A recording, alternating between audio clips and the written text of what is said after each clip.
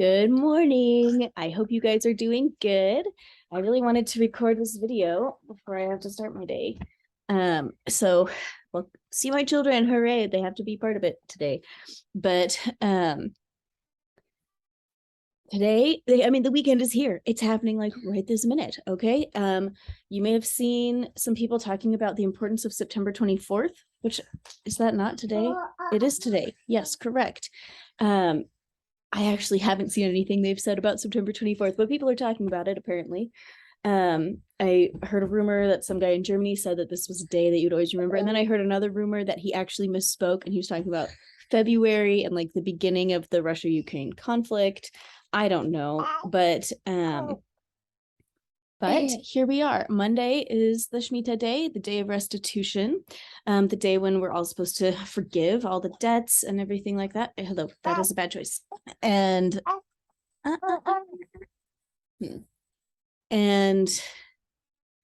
But this is something interesting that I noted. I was reading up on the Shemitah and stuff about it. And one thing that I discovered was that the World Trade Center was conceived in 1945. The groundbreaking occurred in 1966. The Twin Towers opened in 1973. Terrorists bombed the North Tower in 1993. Both towers were destroyed in 2001. And then the replacement tower, the One World Trade Center, opened in 2014. And all of those years are Shemitah years. And, the 9/11, so 9/11, that exact date was not a Shemitah date. That year, the date was on 9/17, okay, the 17th, which is the day that the stock market reopened and it crashed dramatically. Okay? Wasn't it like a 777 point drop, right? And so, or maybe I'm making that up. Now I can't remember. But anyways, there was like that big crash. If you were around during that time, you probably remember. But I just thought it was really interesting. Like, this is the first time that I thought about it in the context of the actual name of the World Trade Center, the World Trade Center. Okay. And then replacing that with the One World Trade Center. And I've been sitting here. This is that book I was telling you guys about. The End of the World is Just the Beginning by Peter Zeihan. And you can see I'm not close to being done with it. Still working my way through. But we're looking at the collapse of globalization. That's the subtitle of it, mapping the collapse of mapping the collapse of globalization. And basically his hypothesis is that by the end of 2023, it will be very clear that globalization is over and that we no longer have one world trade. Right? Because the thing that has built our current society as it is right now has been the fact that America polices all the seas. And so basically it's really safe to rely on ingredients. That's the wrong word. Well, maybe not. I don't know. The ingredients of products from everywhere all over the world. Like, all manufacturing depends on having easy access to everything possible, no matter where it is obtained on the planet. And our lives are like that too.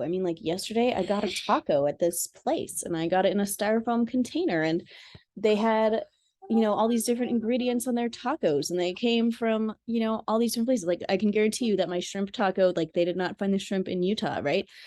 But I know that's not international trade. I bet you the styrofoam thing was from international trade, but I don't know. The thing is that I think it's really interesting. It just occurred to me the importance of the name of the World Trade Center and how it has that Shemitah link and how the bombing of the World Trade Center got us, the replacement building of the One World Trade Center. And now here we are on the cusp of the Shemitah date, which is Monday.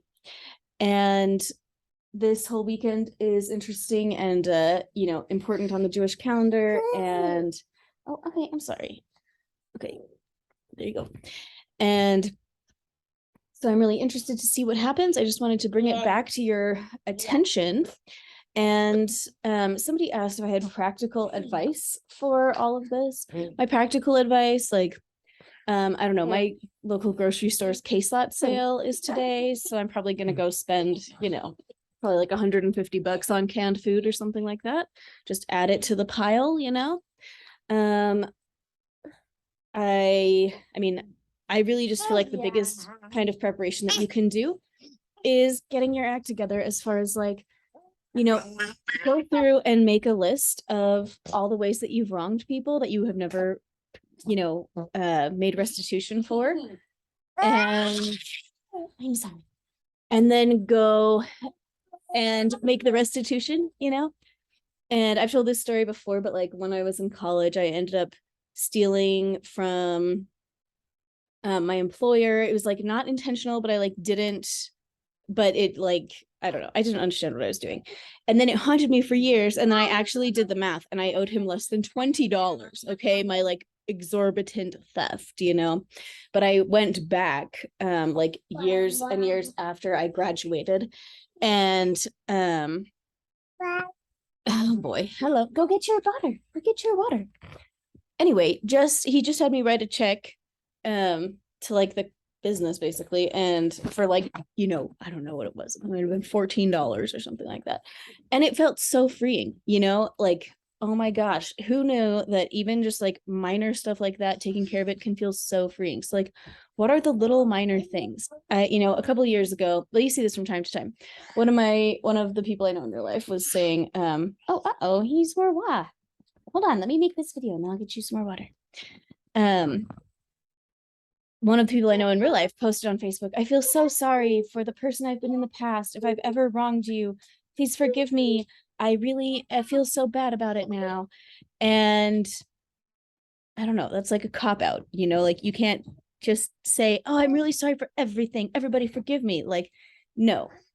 I had this teacher once who is like, I don't know, she unfriended me on Facebook some time ago. Like, we are not friends at this point, but man, one time in a class, she was on like this crazy like terror run where she was a yoga teacher, and she went around the class and she just like ripped everybody apart, like absolutely eviscerated them, like about their personal flaws according to her.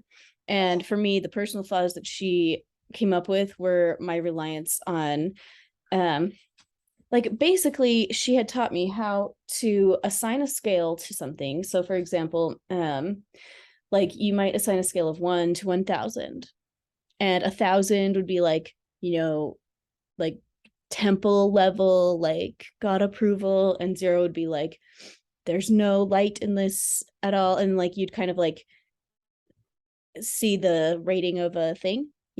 She's like, oh my gosh, you always use that technique all the time so much, it's disgusting. And I was just like, whoa, you taught me that. Like, you were the one that encouraged me to try using it, and like I thought we were just experimenting with this technique. So she like called me out, eviscerated me over her own, like the stuff I was doing because she told me to. I was like ticked. I mean, I was just flabbergasted, and disgusted and everything. And then she sorry, oh my gosh. Anyways, years pass, and she's having some financial troubles or something. She calls me up and she says, Allie, God is telling me that the reason why I can't move forward in my life right now is because I need to ask your forgiveness, but I just can't imagine what I could possibly have done that would require your forgiveness. I just literally can't think of any single thing. So got anything for me? Like, can I have your forgiveness? And I decided it was like not worth opening that bag of worms. So I was just like, like, yes, I forgive you. And I like did, at least verbally. I don't know. Now I'm like, maybe I really didn't, because I'm like still a little bit annoyed about this. But I guess I'll need to go write that down myself. But you have yogurt in the fridge for me if you want to go get your yogurt. Anyway, she that's like the kind of thing that, like, guess what, you get no points for saying, I need your forgiveness, but I just can't imagine what I could have possibly done. Like, we think about what we did and then we like are specific about it, and that is part of the power of it, right? But then on the other hand, we also get to make a list of things we need to forgive people for and go down the list and actually forgive them. So I get to go add that yoga teacher to my list again, work through it again, because I do think from that experience that it was really interesting that she couldn't move forward in her life without my forgiveness. And I think that really is true about how forgiveness works. I really do believe that we need to be forgiving other people, not to make it okay what they did, but of course to free our bodies from being the record, as I write in my new book that's coming out soon. But on top of freeing our bodies from being the record, it frees them from whatever kind of like damning must take place. I mean, like DAMMING, like whatever is like stopping them from their forward progression. Forgiveness has a lot to do with that. And so who do you need to forgive?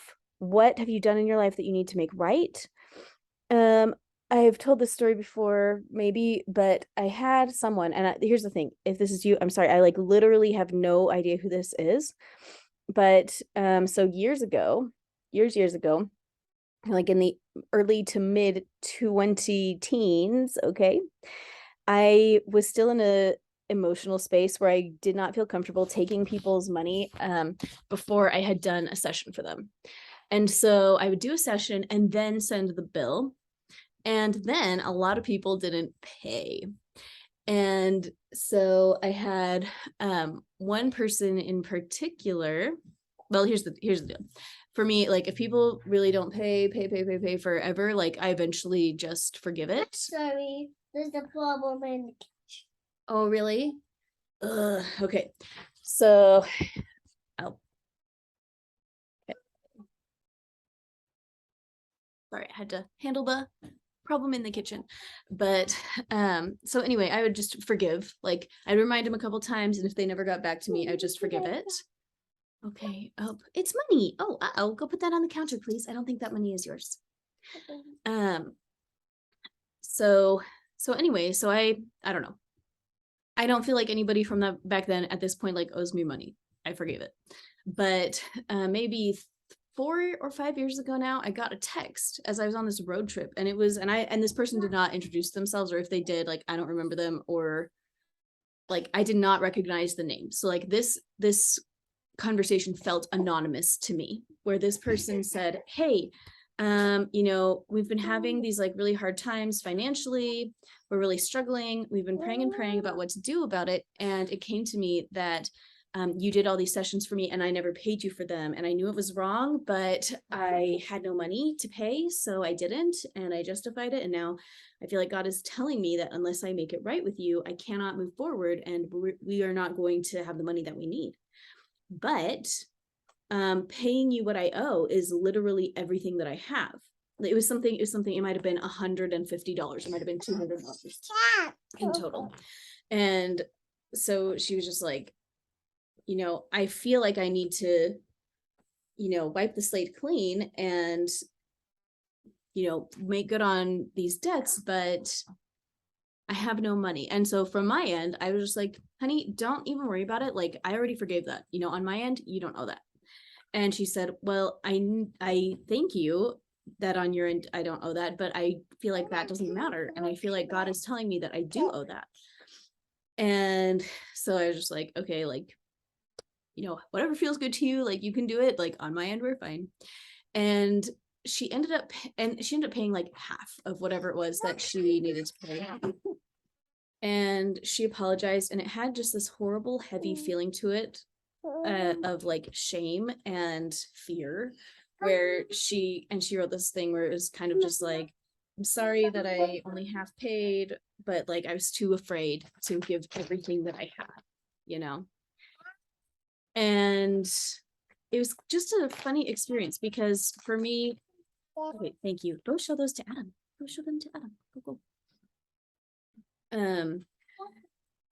On my end, like, I didn't need the money and I didn't really care if she paid it, and I had already emotionally forgiven it And yet on her end, she felt like she still, like, that didn't matter. She still had to make it right. And then in the aftermath of that, like the emotional side of that for me, I just felt like, oh my gosh, like this feels really heavy. Like only going part way to make the restitution, like it feels really like heavy and icky, And I don't know, I just felt so sad for her. And I just had this horrible feeling of like, only going halfway is only halfway, like it's still something, but I don't know. Why am I telling you this story? Because I think it's time to be specific about where we need to make restitution, where we need to forgive, and to really act on those things, even if it's scary, even if it feels like there is no possible way that you could do it. Like she was saying, like paying what she owed would take literally every penny in her bank account. Like that's terrifying, And so I don't know, but the feelings that I had after that interaction, I just thought, I bet if she had sent everything, she would have like walked to her mailbox and had a check for $2,000. Like that is, I mean, I don't know. I just really felt like when we do the right thing, even if it's super hard, we get these incredible blessings. And the thing about right now is that the earth is shaking faster. So in the scriptures, there's this great scripture that says that God will cause the heavens to shake for your good. And I just love that, because when I read that, I had this vision of a sieve, like a giant sieve, like for sifting flour or something, and like God kind of like shaking this sieve, and it has all these like little holes in it. And I thought of how in Alma 32, I think, he talks about how when you engage in righteousness and like keeping the commandment, your souls actually expand, like your soul expands. And I thought how all of this shaking, it makes everybody with their tiny souls, everybody that doesn't keep the commandments, everybody that's doing their bad choices and not making restitution and not forgiving, all that stuff, they fall right through the cracks. And that's where we're at today. People with big souls have basically nothing to fear. They're still going to get shaken up. You can't escape it. Everyone will be shaken up, if only because our world is so interconnected now. If you're shaken up, it's going to shake me up. Like if something serious happens to Germany, the entire world is screwed. Like that is the facts. The fact is, we have these certain key linchpins all over the planet where if that person or that country or that company has something happen to it, literally everyone is going to be affected, even if you're a really good person, even if you forgive literally everything all the time, even if you have no, spiritual debts of any kind, like you're still going to be affected. It's not going to be fun, but it doesn't have to be emotionally devastating, right? If we're living close to the spirit, then we are always going to be fine. I hope you can't hear my kids screaming in the background. I want to check on her in a minute. I'm pretty sure she wants to go outside and play with chickens in her pajamas. So that's going to be a no. Then she'll cry even harder. So it's better to just like ignore it for this minute. But the point is that I expect that we'll all be shaken up to some degree by the stuff that happens this weekend and then in the aftermath of it, because I don't know, I'm just thinking back to 9/11, the World Trade Center, and whatever happened that day, which I don't know, for me, I feel like I have a lot more questions now about what happened that day than I did as a kid. I grew up right outside of Washington, D.C. There was this car in our area that didn't move. And in 2002, I think one of my people in my life had to go and like issue a ticket to this car for not moving for so long, and the person had died in the Pentagon. Like people, I don't know, my area, it just hit so close to home because it was literally close to home. And I don't know, I just always believed the mainstream narrative, because I don't know, it all just felt, it was in a trauma space. And now I have a lot more questions, but the point is that that's not the point. The real point is that I think we're going to look at a decimation of world trade. and it's going to affect us all in major ways. I think that we're going to just have to expand our souls. You just have to expand your soul. How do you do that? Forgiving, and making good on your own debts, you know? And so I've been doing this in my own life. I have a bunch of people on payment plans for all of my higher priced stuff. Most of my stuff is available by donation, and some of it is higher. I have like one course that's above $1,000. And then I have a couple that are like, you know, two to, or like 150 to like $600 or something like that. And all of those have payment plans where you can pay month to month for a year, or 6 months or whatever. And then I have, what I started doing was I even have some payment plans for things that are like $40, you know, or like $75. Like you can pay $4 a month for a year. And astonishingly, I have plenty of people that actually do that. And it was funny because I woke up last Sunday and I felt really prompted, like I have to wipe the slate clean with all of my payment plans, and I have to basically just cancel them all for the Shemitah. And I haven't finished, but I started canceling them, and I was at first focusing on like the higher priced monthly payments. And then it hit me that like, no, somebody who needs to put a $40 thing on a $4 a month payment plan, like they need the debt forgiveness too. And then I just thought like, oh, okay, no, like I really have to forgive like literally everybody, all of those things. And so I've been wiping out just like tons and tons of debt in this way. And then I'm not done because on PayPal, it's easy and it will send people emails. These people are not usually checking the email where it says, hi, I forgave this for the Shemitah, like have a good life, Allie, whatever. But to cancel credit card payments, I have to actually manually email every single person to let them know so that they don't freak out, because then people are saying, oh no, it canceled my payment. And I'm like, ah.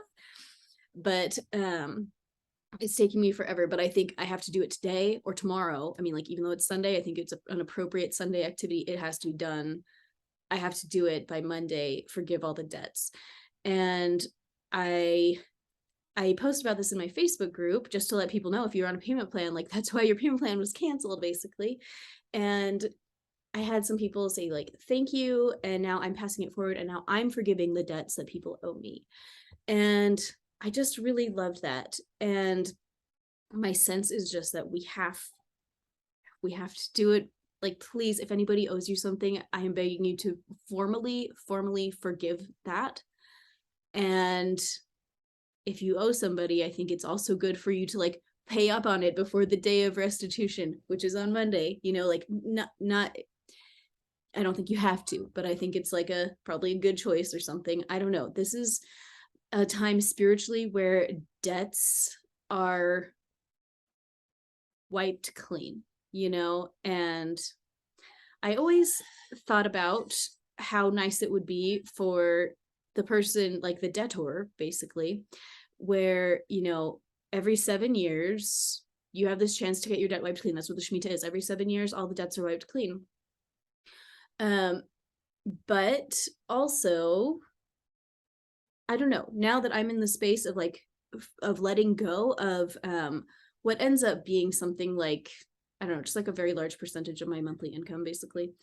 I'm like, oh yeah, like the guys that actually were like, everybody was borrowing from them, like, huh, like how interesting, and how this must have affected their culture when they're like issuing, you know, loans to people, like, can they pay them back by the Shemitah? And I don't know, it must have had a really interesting cultural impact. And I bet it was just really hard for people. Like, it's been fine for me because I just really trust that I'm doing the right thing. Like, I really, truly believe it. So I just really feel like God will take care of the finances end. And my job is just to like click the cancel button, you know? But how hard that must have been in an age where literally every ounce of value is created with blood and sweat, you know, like going out into the field and actually tilling it and all of this kind of thing. Like, when that's the only way to create value, and then you're loaning out the value that you have created, and then people don't pay it back. And now in the Shemitah year, hey guys, I'm actually recording a video and you need to go to a different place. Okay. Thank you. Great. Okay. But I I don't know. The other thing about the Shemitah, of course, is that it's supposed to be a year of rest for the land's Sabbath, and people are not supposed to till the land, and you're not even supposed to forage on the land. For that year, you're only supposed to live on your food storage. And so you can see how it would like massively require people to turn their hearts to God and just really trust. And like they have to be thinking ahead every year for the 7 years. Like, am I putting away enough that I have a year's supply in my food storage? Because like it is not in the law, like you can't even like pick a berry off of a bush, like you can't pick your apple off of a tree. The land gets you, like you cannot harvest from the land whatsoever. And I've mentioned this before in other videos, but of course, this is the premise of the Book of Mormon, okay? Which nobody ever talks about, but we know that Lehi had to leave Jerusalem in 600 BC because, why? Because of the invasion in 586 BC of Jerusalem. But why was that? It was because the Jewish people or the Israelites had not been keeping the law of the Shemitah and honoring the land's Sabbath. And so 586 was the year that they had this invasion, they were all enslaved, and the land was forcefully offered her Sabbath. And so, I don't know, nobody honors the land's Sabbath anymore. Like modern Jews do not, like obviously nobody else would, because why would they, but it would not surprise me if we're building up to that time, just like in the Holy Bible. Remember, Lehi is a contemporary with Jeremiah. Okay, so Book of Jeremiah, contemporary with Lehi. We're building up to this time where we're going to see a forcing of the land's Sabbath. And it really makes me wonder now, seeing massive crop failures all over the world, droughts out of control. It makes me wonder if it will not even be so much a question of like, you're not allowed to harvest from the land, but like you literally can't, like it is not possible, because the land was never given a Sabbath. Our land, our earth has been, oh, come on, what's the word?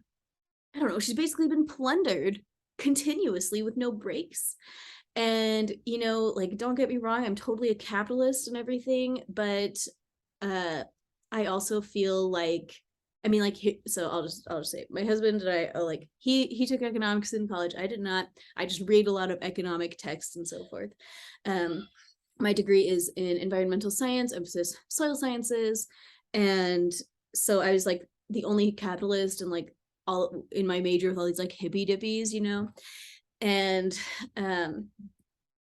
I don't know. He has come from this perspective of like the cheapest thing is always the best thing. Like that's about what free trade is all about. The cheapest is the best. And for me, I feel like, free trade is all about having options. And so like I will pay the extra to be sure that it was manufactured in America, or like no slaves were involved in the creation of this product and stuff like that. Like child slavery is a really big thing for me. And so like I don't buy from Nestle. Like, I don't know. I have all these like little stupid rules that I like keep as much as I can. Like sometimes I break them, but I feel really guilty about it.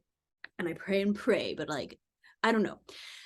We live in a complicated world because we just don't even know what little items we're buying that were involved with slavery. Anyway, the point is that I don't even remember my point. I'm sorry. I ranted so hard that all my thoughts just disappeared out of my mind. But the point was that we've been plundering the land.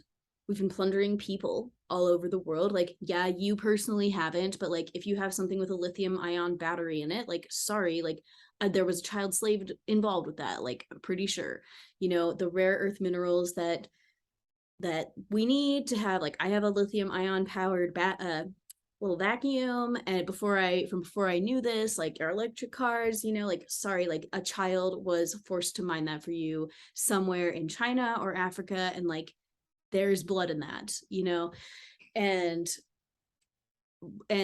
I don't know, it's just a big mess that we find ourselves in, needing to be cleansed from the blood and sins of our generation, because you can't escape it. Like, guess what? So great that I won't buy a Nestle brand, chocolate chip, but Nestle owns a lot of things. I actually don't know every little sub brand, but I'm sure I do buy their stuff because it's impossible not to, basically, right? But I think we're heading into a time where it will be impossible to buy those things. And that will also be not very fun. We'll be set free from a lot of the sins of our generation. But in return, what will we get? We will get hi, do you need a diaper? Do you need a hug? Do you want me to take off your jammies? Come here. I'll change you. Come to me. I will clean you up. Oh, I miss you so much. I think we're gonna see a time where we're all set free and it won't be very fun. In the meantime, before I go, 1 second. Yes, you want to put on some shoes? You're wearing your jammies. That won't work. So anyway, the final. I'm so sorry, guys. The final piece of the puzzle is just that we still have to live our lives, you know, and so the irony of this is very real. Do you want to clean diaper? You want to put on your shoes? Okay, let's try it. The thing is just that so I have a hard time with things like Comic-Con, just because I feel like spending a lot of time like making costumes and obsessing over TV, like to me it's like the bread and circuses, like the hallmark of the death of civilization. And so I like have low-key panic attacks about the fact that these things even exist. Like, no offense if you like love them, whatever. Here's the thing, we're going today. I'm going to FanX today. And I just feel like it's kind of like a weird, I'll have to let you know how it goes. Cause I'm like, this is something I would never ever do, but my husband got me a ticket. He thought it would be fun to just like walk around in there on the vendor floors or whatever, which I'm sure it will be fun. And so we're gonna go, but I just feel like how interesting that I will be at FanX in Salt Lake City on this weekend of the Shemitah, because I do really feel that our societal obsession with entertainment is going to be one of the big things that drags us down. Man, I'm going to forget all the details of this, but there is a planet or asteroid or something astrological called Orcus. I'm like not an expert in it, but I did have an interesting conversation with a friend about it the other day. And I mean, the other day, it was like 2 years ago, guys, but because Orcus, I guess, kind of goes along with Pluto. But Orcus has been in Leo. And so we were talking about what does it mean to have like a planet of death and rebirth in Leo? And it's not like the true one. Oh, sorry. Hey. Oh no. It's not the true one, but as far as like, it's not Pluto, but it's related.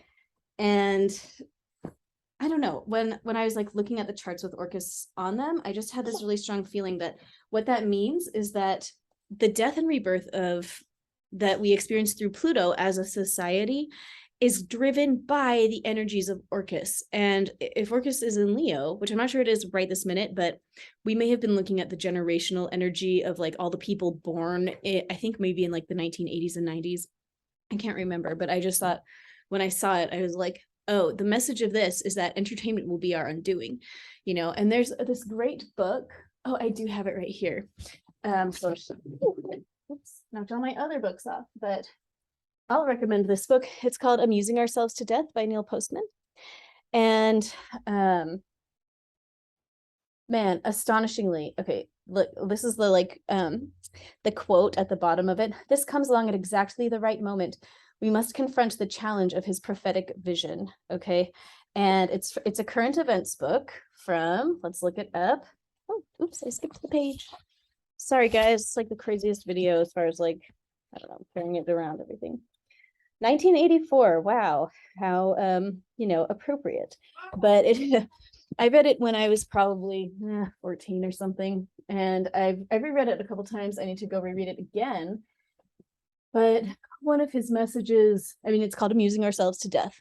And his concern is that back in the 1980s, everybody was watching so much entertainment. It was destroying their brains and it was going to lead to the collapse of society.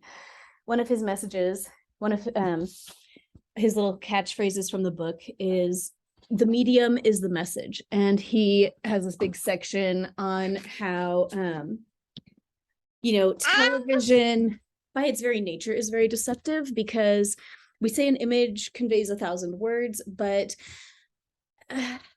they can be really deceptive. You know, years ago, I posted a picture of my extremely disabled brother and my dad and asked what people thought about it. People could not always tell he was disabled, my brother. People thought those two were brothers, you know. I don't know. Reading this post had like many comments. This was probably 8 years ago or something that I posted it. I'll never find it again. But a picture really doesn't tell 1,000 words. And like, if you can come up with an image of something, even if it's not true, people will believe it, even in the age of Photoshop. And that's starting to change. I think probably all of us here have realized like, oh, you basically can't trust anything on the news. Like you basically can't. But a lot of people are not there yet. And the other thing he brings up about television is just that the introduction of music and lighting really changes everything. Like you can have, you know, the same president give the same speech on a sunny day, like with really good lighting on your camera, and play like little upbeat music. And you can play the same thing with a dim light and scary music, and it changes the entire feel of it, right? And so he just talked about how getting information from screens like that can just be so deceptive, and we can think that we're learning things that are accurate. And maybe we kind of are, but if the music is weird, then it's going to give us a whole different feeling than what it should, you know? And I don't know, geez, I don't know if that guy's still alive, but I bet if he is, he's not, because I bet TikTok just killed him. This is like well before social media. And if the medium is the message, I don't know, what is the message of TikTok and Reels and Facebook?